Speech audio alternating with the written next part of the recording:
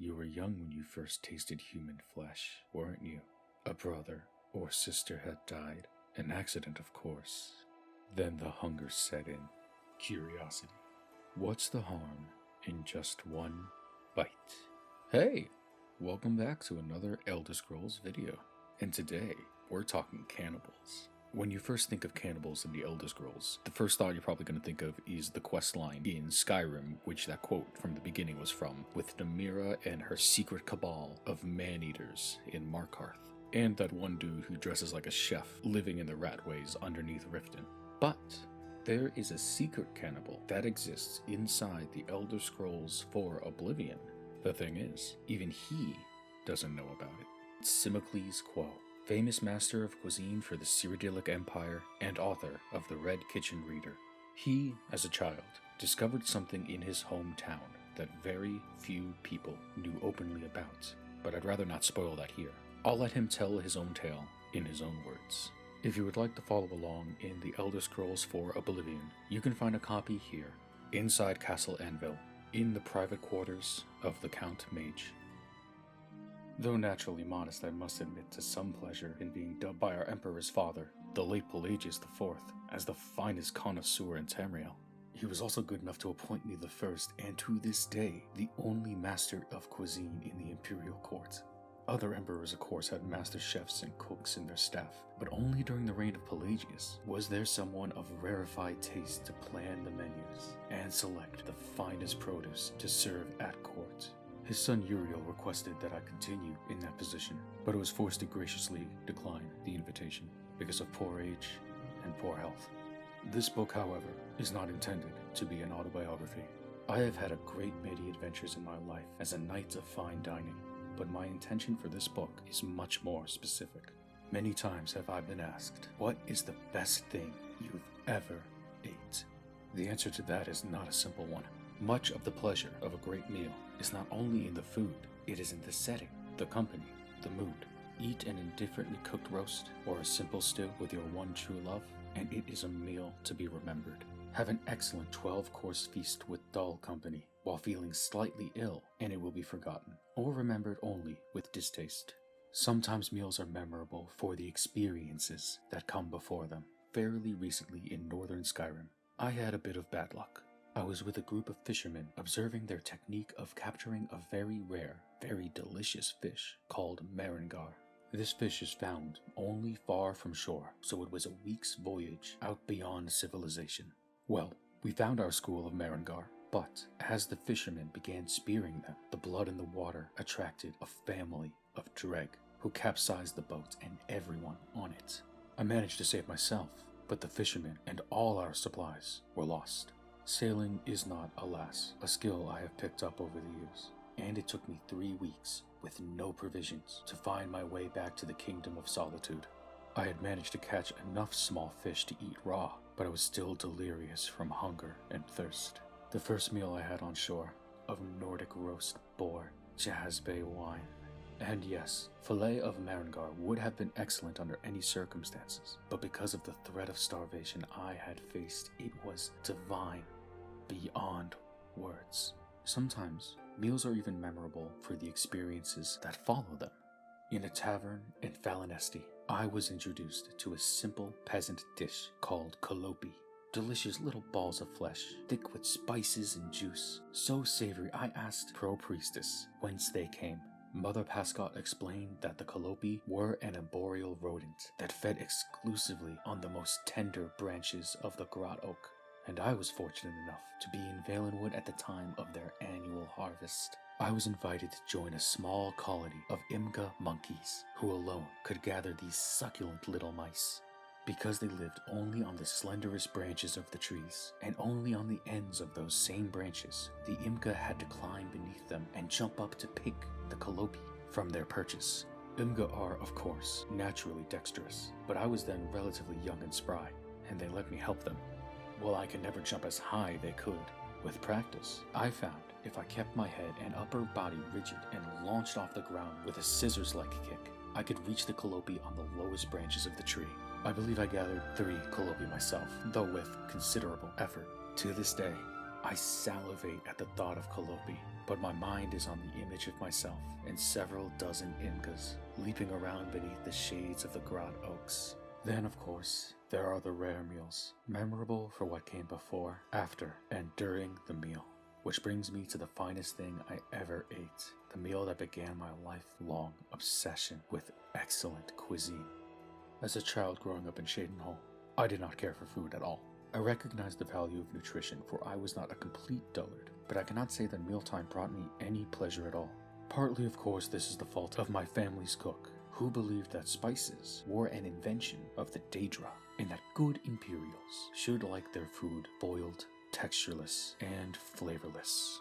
Though I think she was alone in assigning religious significance to this, my sampling of traditional Cyrodiilic cuisine suggests that the philosophy is regrettably common in my homeland. Though I did not enjoy food per se, I was not a morose, unadventurous child in other respects. I enjoyed the fights in the arena, of course, and nothing made me happier than wandering the streets of my town with my imagination as my only companion. It was on one such jaunt, on a sunny Fridas in mid-year, that I made a discovery that changed my heart and my life. There were several old abandoned houses down the street from my own home, and I often played around them, imagining them to be filled with desperate outlaws or haunted by hundreds of evil spirits. I never had the nerve to go inside. In fact, had I not that day seen other children who had delighted in teasing me in the past, I would never have gone in. But I needed a sanctuary, so I ran to the closest one. The house seemed to be as desolate on the inside as on the outside. Further proof that no one lived there, and had not for some time. When I heard footsteps, I could only assume that one of the loathsome little urchins that I hoped to avoid had followed me in. I escaped to the basement, and from there, past a broken down wall that led to a well. I could still hear the footsteps above, and I decided that I was still loath to confront my tormentors.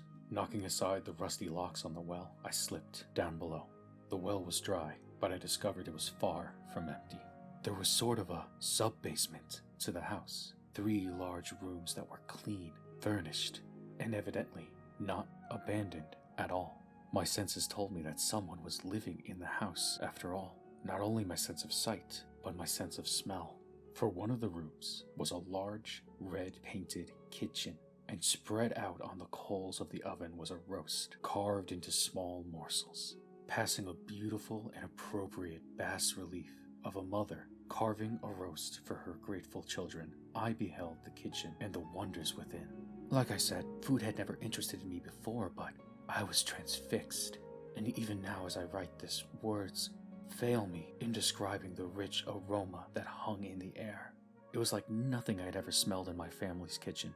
I was unable to stop myself from popping one of the steaming chunks of meat into my mouth.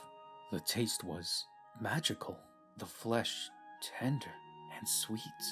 Before I knew it, I had eaten everything on the stove, and I learned at that very second the truth that food can and should be sublime. After gorging myself and having a culinary epiphany, I was conflicted on what to do. Part of me wanted to wait down in that red kitchen until the chef returned, so I can ask him what his secret recipe was for the delicious meat. Part of me recognized that I had stolen into someone's house and eaten their dinner, and it would be wise to leave while I could. That was what I did. Time and again I tried to return to that strange, wonderful place, but Cheydinhal has changed over time. Old houses have been reclaimed and new houses abandoned. I know what to look for inside the house. The well, the beautiful etching of a woman preparing to carve out a roast for her children, and the red kitchen itself. But I've never been able to find the house again.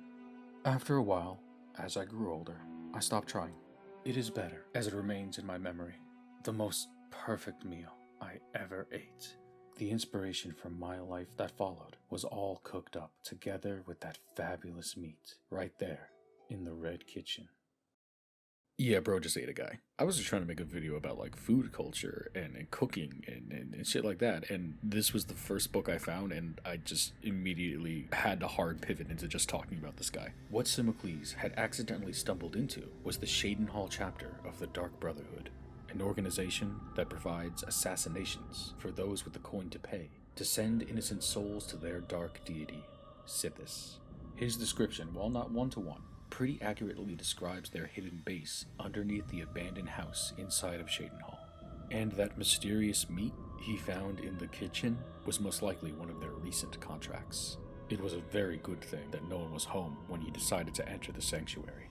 I don't think the Brotherhood has too many qualms in killing kids for Sithis. It makes me wonder though, how much of Simocles' interpretation of his encounter in the sanctuary was just the recollection from the innocent mind of a child, mistaking a killer god for a loving mother providing for her family? And how much of it was just a young brain protecting himself from the reality of what he saw that day, the reality of what he knows he did that day? To once again quote the cannibalism quest of Skyrim, a lot of people block out the memory of their first meal. The shame is too much. Hey, Edit and Goblin Me here. I'm just realizing when he took that fishing trip in Skyrim, he totally ate those guys, right? I'm not crazy and just putting that together now that like, oh, I was the only survivor. I have a craving for meat. Haha. I think he's blacking stuff out. I don't know what to do with that information. That's crazy.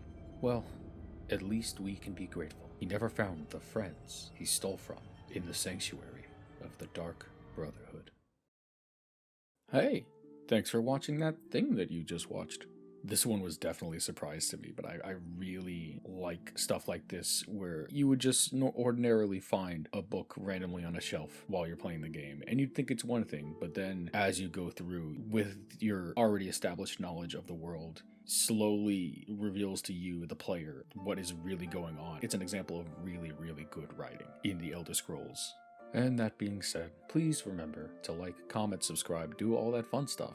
And of course, remember, Namira, the Lady of Decay, accepts you for what you are.